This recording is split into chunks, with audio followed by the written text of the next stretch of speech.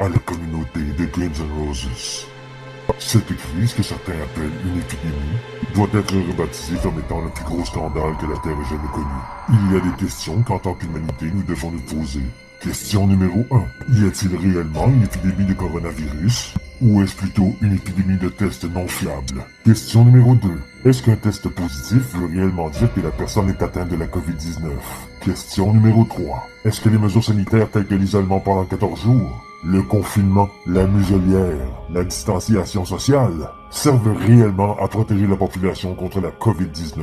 Ou si cela ne sert qu'à faire paniquer la population mondiale, qui craignent pour leur vie sans se poser davantage de questions? Et en fin de compte, ce sont les compagnies pharmaceutiques qui s'en mettent plein les poches en vendant des tests non fiables et éventuellement un vaccin. En Australie, si vous ne portez pas de masque, ils vont vous jeter en prison. Encore pire, aux Philippines, si vous portez le masque en dessous du nez ou si vous ne portez pas de masque, les autorités locales sont autorisées à vous tirer une balle dans la tête. Question numéro 4. Quel est le véritable danger de la COVID-19? Pour l'instant, le virus ne tue que 0,06% des personnes atteintes. Question numéro 5. Quelle est la valeur réelle d'un test positif à la COVID-19? Est-ce que cela veut dire que la personne est atteinte du virus? Absolument pas. Si vous êtes soupçonné d'avoir la COVID-19, ou même si vous avez été en contact avec quelqu'un qui croit avoir eu la COVID-19, vous serez automatiquement catégorisé dans COVID-19. Question numéro 6. Quels sont les dommages collatéraux engendrés par les mesures sanitaires excessives, soi-disant pour notre protection, au nom de la santé publique?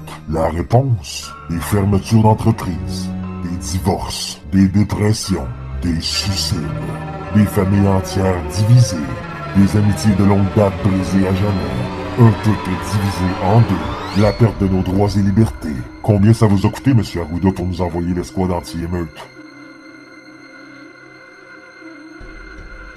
Combien ça vous a coûté, M. Arruda, pour nous envoyer la police à cheval? Non, mais lâchez-vous. Tu prenais monter en arrestation, les gars. Lisez ces droits selon la Convention de Genève. Est-ce que c'était vraiment nécessaire, M. Parent? Posez-vous la question. Récemment, au Texas, un jeune garçon de 12 ans s'est suicidé quelques jours avant son 13e anniversaire, prétextant qu'il n'en pouvait plus de la distanciation sociale. Si jamais vous trouvez que c'est normal que le petit Hayden Corner se soit enlevé la vie à quelques jours de son anniversaire, vous ne partagez clairement pas ma façon de voir les choses. Certains vont dire que Hayden habitait au Texas, donc on s'en fout. Vous ne partagez clairement pas ma façon de voir les choses. Premièrement, une vie demeure une vie, que ce soit un enfant, une personne âgée, un chien ou un caribou. Deuxièmement, ça arrive également chez nous, au Québec. Pendant que notre ami Horacio Arruda tente de nous convaincre qu'il y a une deuxième vague de coronavirus au Québec, une véritable deuxième vague s'installe dans la province.